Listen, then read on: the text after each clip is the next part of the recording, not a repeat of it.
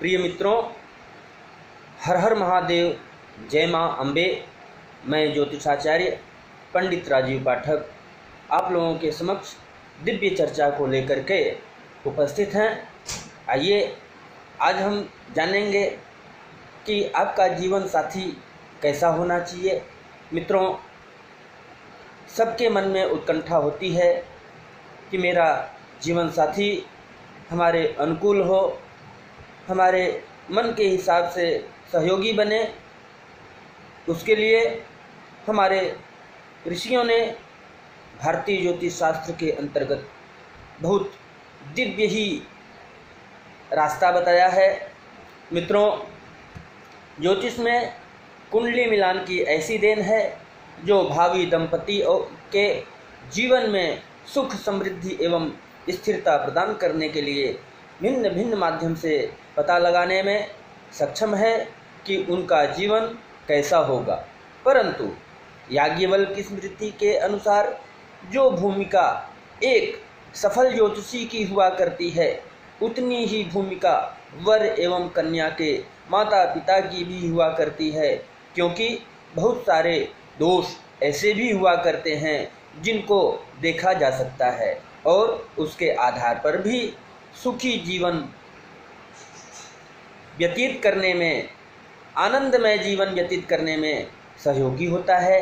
जैसे कन्या के दोष, जैसे अपंग होना, वाणी में कर्कश होना, ओठों का मोटा होना, शरीर पर अधिक रोम होना, किसी अंग का भंग होना, उसकी शारीरिक बनावट एवं उसके बात करने का नज़रिया। इसी प्रकार वर के संदर्भ में भी कुछ महत्वपूर्ण पहलुओं पर अवश्य ध्यान देना चाहिए।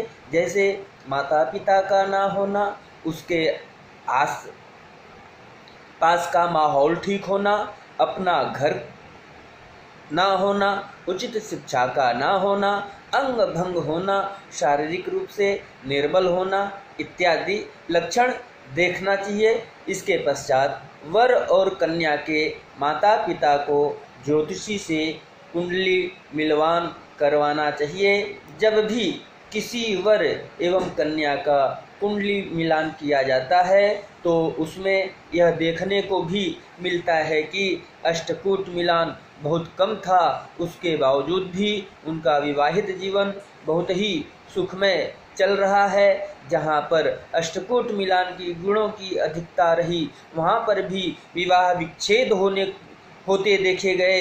इसका अर्थ यह हुआ कि जन्मपत्री में बनने वाले विवाहित जीवन से संबंधित शुभ अशुभ योगों का विश्लेषण करना अत्यंत आवश्यक है।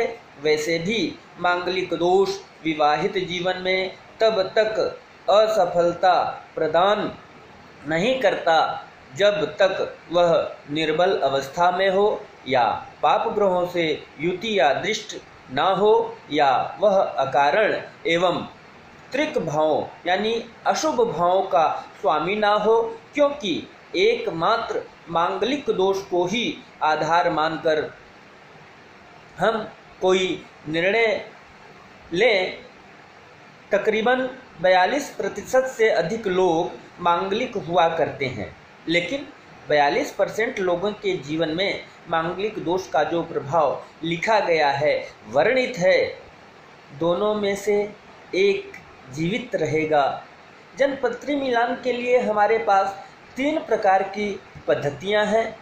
मित्रों, उनमें से प्रथम पद्धति अष्टकूट मिलान है, दूसरी पद्धति भाव मिलान है और तृतीय सर्वश्रेष्ठ पद्धति है वह योग मिलान का है। मित्रों, यह कहते हुए आपसे बहुत दुख हो रहा है कि मात्र अष्टकूट मिलान को ही कुंडली मिलान का आधार मान लिया गया है, बल्कि ग्रह योग मिलान किए बिना किसी भी जन्मपत्री का मिलान नहीं करना चाहिए। क्योंकि ग्रह योगों का फल व्यक्ति को अपने जीवन में अवश्य भुगतना पड़ता है, और साथ में यदि महादशा, अंतर्दशा, प्रत्यंतर दशा इत्यादि क्रम को भी देख लिया जाए तो परिणाम अति उत्तम प्राप्त होते हैं। और इस बात की भी जानकारी अवश्य होनी चाहिए कि वर की कुंडली में बनने वाले अशुभ योग या कन्या की कुंडली में बनने वाले अशुभ योग परस्पर यदि भंग हो रहे हो तो यह एक प्रकार का विपरीत रूप से बहुत ही सुंदर प्रकार का मिलान हुआ करता है।